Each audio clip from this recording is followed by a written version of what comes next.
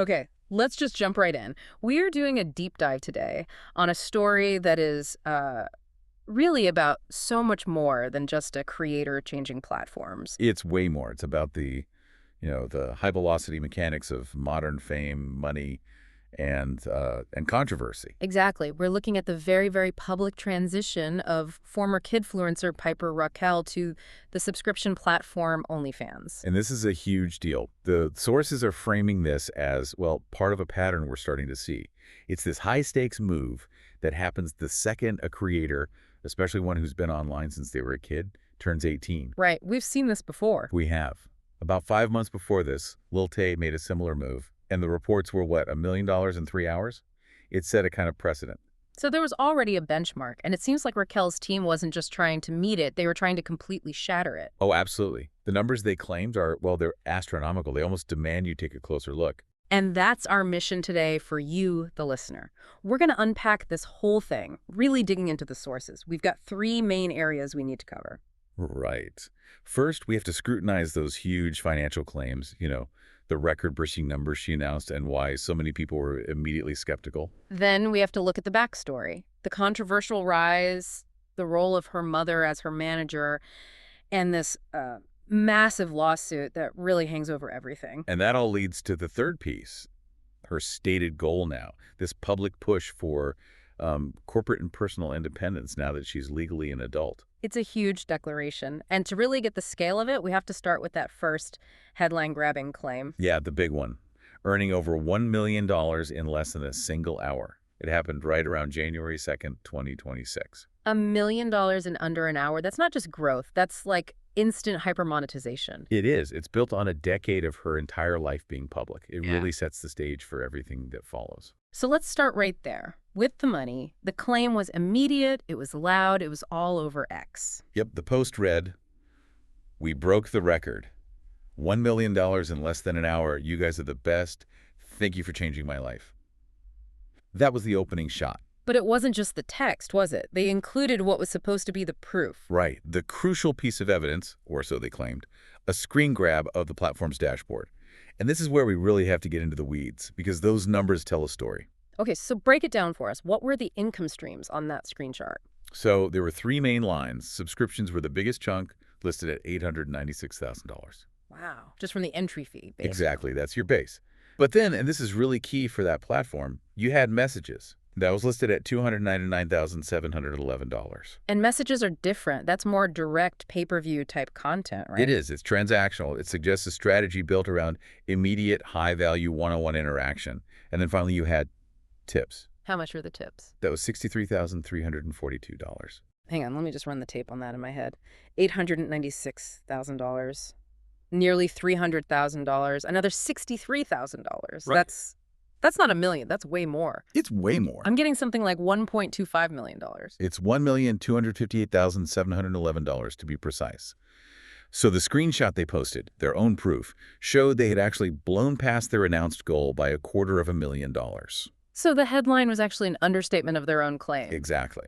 Which is an even more powerful narrative, right? It's not just we hit the goal, it's we hit it and just kept accelerating. It feeds the spectacle. And this is where the data just starts to get messy. That was the first hour, but then the sources start reporting on the full 24-hour period, and the numbers are all over the place. Yeah, though, they're all enormous. Yeah. What her first reports claim she made a total of $3 million in the first day. $3 million. But then a later source, a different report, put that figure even higher at $3.4 million for the same 24-hour window. Does it even matter if it's 3 or 3.4 million at that point? The narrative is set. I think that's the point. The exact number is almost irrelevant. The function of these reports is just to solidify this idea of, effortless, limitless earning potential. The instant multimillionaire story was locked in. Okay, so that's the claim. But numbers that big, that fast, they're going to attract a lot of scrutiny. Immediately. The skepticism was intense, especially from people who, track this stuff for a living. What were the biggest red flags that the sources point to? Well, the first big one has to do with the evidence itself. That original tweet with the screenshot, it was deleted. It was. Why? Well, critics online jumped on it almost instantly. They spotted what they called a digital flaw in the image. Apparently, there was an extra dollar sign where it shouldn't be. An extra dollar sign, what does that imply? It immediately made people suspect it was faked, either with Photoshop or, more likely, the inspect element trick. Okay, you have to explain that for anyone listening who isn't familiar. What is inspect element? So it's a tool built into every web browser. It lets you temporarily change what's displayed on a web page, but only on your own screen. You can make your bank account balance, say, $1 billion, take a screenshot, but it doesn't actually change the real number. It's a visual trick. It's purely visual. Yeah. So when people saw that formatting error, that stray dollar sign, it screamed, manipulated image. It suggested it wasn't a real screenshot from the platform, but something altered for impact. And deleting the tweet after being called out, that doesn't exactly scream confidence in your evidence. Not at all. It basically solidified the suspicion for a lot of people. It's tough to argue you're being transparent when your proof vanishes. That's a huge flaw in the story. But there was a second major issue, right? Something about the engagement numbers? Yes, and this one might be even more damning because it gets at the core of how this economy is supposed to work. It's a major data contradiction. What was the contradiction? Okay, so you have this massive revenue claim, over $1.25 million in an hour. One of the sources did the math and suggested that, based on typical pricing, this would imply she got somewhere around 70,000 subscribers right out of the gate. 70,000 people in under an hour? That's an army. It's a huge number. But when observers looked at the public engagement on her actual posts on the platform, the photos, the numbers were bizarrely low. How low? Just 4,900 total likes across her content. Wait, so 70,000 paying customers, but only 4,900 of them bothered to click the like button. See? The ratio is completely off. It's jarring. Yeah. If you have that many excited fans rushing to pay you money, you'd expect a tidal wave of engagement. Likes, comments, everything. So what does that disconnect suggest? It raises a lot of questions. I mean, it suggests that if those 70,000 subscribers are even real, they are incredibly passive. It points away from this idea of a spontaneous, organic wave of fandom. Okay, so what are the alternative explanations then? Well, the most obvious one is that the subscriber number is just inflated for the headline. But it could also be something more nuanced. Like a specific marketing tactic? Exactly. You have to consider inorganic growth. Maybe it was a massive front-loaded affiliate marketing push, where other big accounts get a cut for driving signups. Those people might sign up, but they aren't necessarily loyal, engaged fans. So they subscribe, maybe get what they came for, and then they're gone. They churn out. Precisely. The point is, high revenue with super low public engagement is often a sign of performance marketing or automated signups, not a real dedicated community. So if the money is even real, it's highly transactional. It's not loyal. Right, and you see that cynicism in the public comments the sources picked up.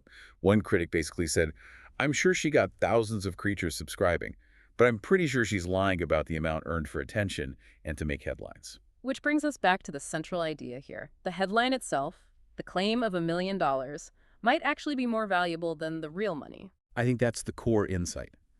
The spectacle legitimizes the move. It reframes the entire story from, child star makes controversial pivot to a businesswoman achieves record-breaking financial freedom. That spectacle is what funds the independence narrative we need to talk about. And it's impossible to understand that narrative without understanding where this all started. The brand, the controversy, the legal battles. Let's give our listeners the background on Piper Rockelle. Sure. I mean, her story is almost a case study in that first wave of kidfluencers. She was born in Georgia, and the key thing to know is that she started getting public attention at just 8 years old. 8? That's second grade. It is. And her career began on YouTube, managed from the very start by her mother, Tiffany Smith. And over the next decade, she built this massive following, millions of followers across every major platform. How does starting that young change the game when you turn 18, compared to someone who starts as an adult? I think it creates what's known as a parasocial relationship. It's incredibly deep. The audience feels like they've actually watched you grow up. They feel invested. So when you pivot to a platform like OnlyFans, you're monetizing a decade of that perceived intimacy. It's not just about selling new content. It's about converting that long-standing relationship into a direct transaction. It's incredibly powerful. And her rise was very strategic. It was built around this concept of the Piper Squad. Yes, that was the business model. It was essentially like corporate synergy for teenage friendships, a curated group of teen influencers making a constant stream of collaborative videos. And the goal of that was what? Just cross-promotion? Yeah, audience cross-pollination. Yeah. Everyone's audience sees everyone else. It's a way to grow exponentially. And it worked. It helped make her one of the most recognizable teen creators in the United States. But that model with a bunch of kids working together, it seems ripe for complications. Yes. And that's where the public reaction to her pivot comes in. People weren't just reacting to the platform choice, they were reacting to her whole history. The reception was pretty divided, wasn't it? Deeply. Some fans were cheering the money, the success, but many others were just disturbed. The sources picked up on one specific quote that really kind of captures that feeling. Yeah, it's a tough one to read. Someone commented, kind of disturbing people follow child YouTubers and pray for the day they do OF. Wow, that's chilling. Because it basically says that for some people in her audience, her childhood content was just the prelude. It was just a countdown to when she'd be old enough to be monetized in an adult way. It confirms the worst fears of critics of the kidfluencer industry, that the whole system is geared toward building a massive convertible audience that can be, liquidated the moment the child becomes a legal adult. The entire career is a pipeline. That's the argument. And it's why so many observers quoted in the sources just found the whole situation disgusting or depressing. It feels exploitative, even if she's now an adult making her own choices. The discomfort is with the journey, not just the destination. And that discomfort is really amplified by the massive shadow that's been hanging over her career for years. We have to talk about the exploitation claims. Yes. This is the context that makes everything else make sense. For years, there were serious public allegations that her mother and manager, Tiffany Smith, had been exploiting her. And these weren't just rumors. They became a full-blown, multi-million-dollar legal battle. Right. The lawsuit was filed in January 2022. And the plaintiffs were 11 former members of the Piper Squad. The very kids she built her brand with. The very same. The allegations were centered on two things: that they weren't being fairly compensated for their work, and that they were subjected to inappropriate treatment by management. It's a classic labor dispute, but with minors, which makes it infinitely more complicated. And incredibly costly. The lawsuit was ultimately settled in October of 2024, just a few months before she turned 18. And the settlement amount was huge, right? Nearly $2 million. $2 million. Yes. Let's just pause on that. A settlement that large isn't just to make a problem go away. What does that number signal? It signals serious legal risk. A payout of that size suggests the plaintiffs had a very strong case, and the defendants wanted to avoid a public trial at all costs.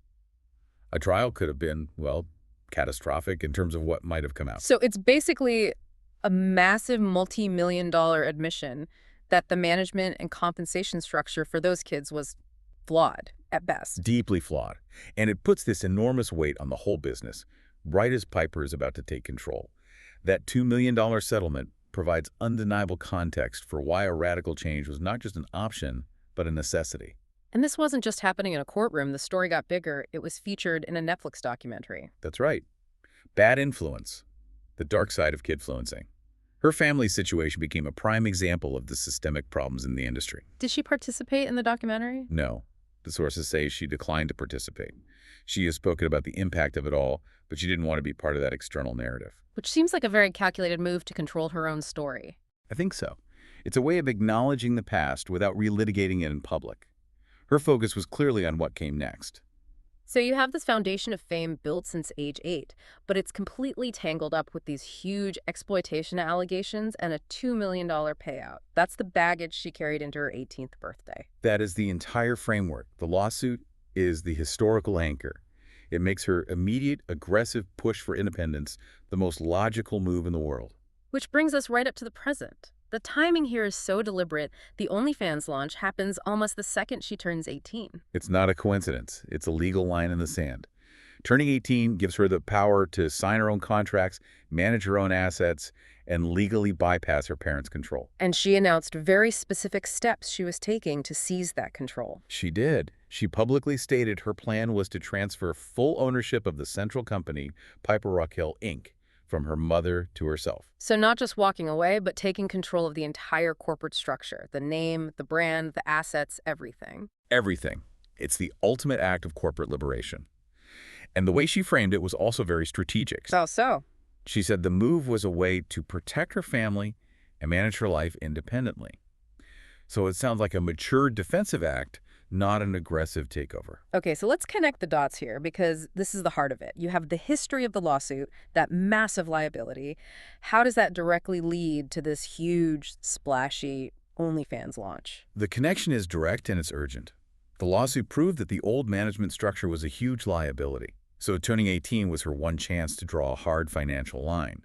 By taking over the company, she legally insulates the new operation from the failures of the old one. She's protecting her future earnings from the debts and mistakes of the past. Exactly. And the OnlyFans launch. That's the capital. That's the fuel. So the spectacular, maybe even inflated financial claim isn't just about getting rich. No, it's a signal. It's a hyper-visible, loud declaration that she is now in charge and can generate immense wealth on her own terms, completely independent of that controversial history. She's using a shocking amount of new money to publicly legitimize her new independent management. That's it perfectly. She generates massive instant liquidity to fund the pivot. It's a calculated move to break from a legally toxic past and launch into a lucrative, self-managed future. And she's using the most provocative method available to make sure everyone is paying attention. She's using the fame the old system built to fund her escape from it. And escape into a new kind of spectacle. Yeah. And that brings us right back to why the general public reaction, according to the sources, was just this feeling of it all being disgusting or depressing. Because even if it's framed as independence, the path itself feels problematic. From an 8-year-old YouTuber to an 18-year-old generating millions on a platform like that. It exposes this deep conflict in our values, doesn't it? Mm-mm. We admire entrepreneurial spirit, but when the business model relies on converting an audience that was cultivated around a child's image, the ethics get very murky very fast. This case really just brings all those anxieties about the kidfluencer economy to the surface at once. All of it. The exploitation, the insane money, the whiplash-inducing pivot the second they become adults, it's all right here. Okay, so let's try to synthesize all of this. We've really explored a few key tensions here. First, this whole strategy of hyper-monetization, of creating a headline so big, it almost doesn't matter if it's completely true. And second, the intense skepticism that follows, which was fueled by, real data inconsistencies, the low engagement, the flawed evidence, all of it. And all of this is built on top of the really troubling history of her career, managed by family, which ended in a massive $2 million lawsuit over exploitation claims. Yeah, my big takeaway is that you cannot separate the money from the motive. This wasn't just a cash grab. The OnlyFans launch was the financial engine she needed to power a very public, very necessary act of corporate independence. It was a loud, expensive break from the past. And I guess that leads us to the final thought we want to leave with you, the listener. If the very first thing you do when you gain your independence after a childhood allegedly defined by exploitation is to launch yourself into a hyper-lucrative, highly controversial space that trades on the audience you built as a child, does that really represent a true break from the past? Or is it just a new kind of managed spectacle, one where the strings are now held by the person who was once the puppet? That's really the question to chew on.